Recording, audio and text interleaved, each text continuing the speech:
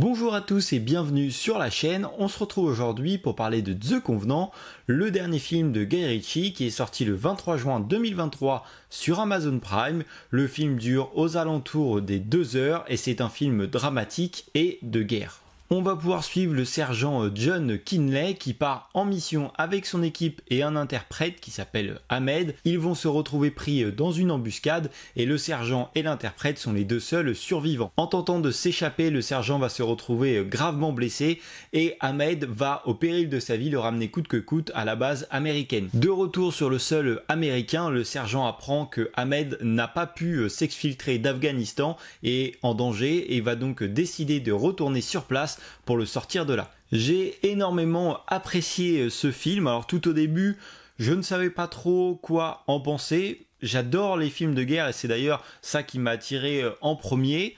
Et bon, ça se déroule tranquillement et plus ça va, plus on accélère, plus tu commences à t'accrocher au film et à ne plus vouloir en sortir. Le film est pour moi divisé en 3 parties. On a l'introduction au début où on te met en place l'histoire. La deuxième partie est plus une chasse à l'homme. Et la dernière, le final quand il retourne sur place en Afghanistan. L'histoire va être d'autant plus touchante quand tu vas apprendre qu'au final, l'histoire en elle-même n'est pas réelle, mais ce film est inspiré de nombreux faits réels qui s'est passé en Afghanistan, à savoir que les Américains étaient sur leur sol de 2001 à 2021, donc 20 ans. Et pareil, à la fin du film, on te montre quelques images réelles et des informations qui sont assez touchantes. Et tu apprends que quand les Américains se sont retirés, les talibans ont repris l'intégralité de leurs terres et ont exécuté plus de 300 interprètes, puisque pour eux ce sont des traîtres, ils ont trahi leur propre pays pour aider les Américains.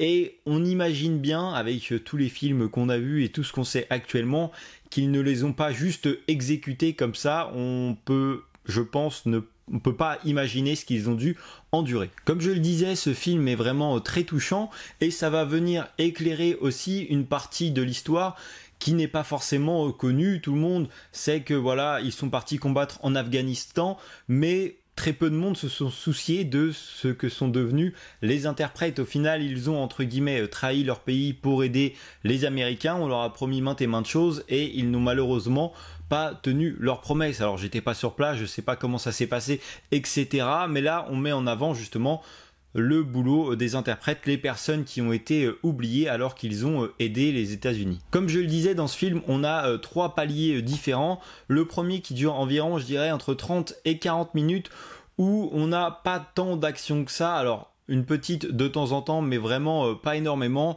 Et puis pendant la chasse à l'homme, là ça monte vraiment crescendo.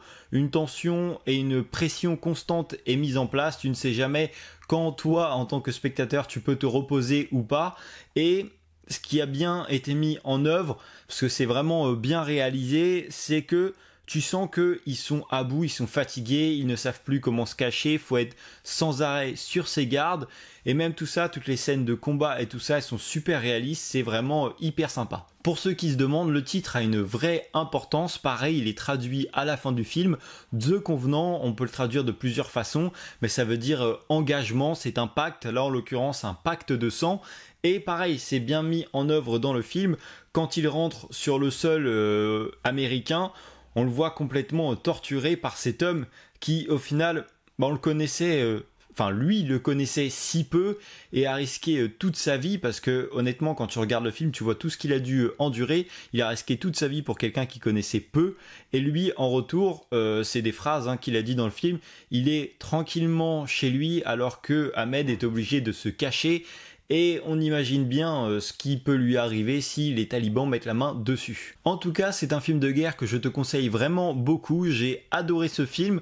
J'avais cette petite appréhension à chaque fois que tu découvres un film, est-ce que ça va te plaire ou pas? Et petit à petit, tu te laisses accrocher.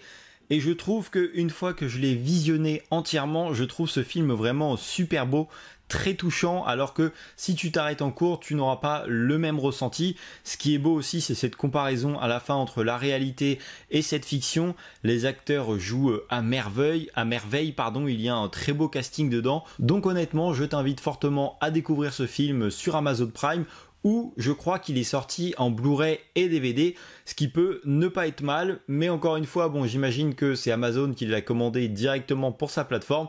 C'est dommage que ça ne soit pas sorti au cinéma. Ce genre de film sur grand écran avec le son de ouf qu'il y a dans une salle de cinéma, ça doit être vraiment très sympathique. Comme d'habitude, si tu as vu le film, je t'invite à me donner ton avis en commentaire. Si tu ne l'as pas vu, fonce le voir. N'hésite pas à t'abonner à la chaîne et à mettre un petit like. Moi je te dis à la prochaine pour une nouvelle vidéo. Salut!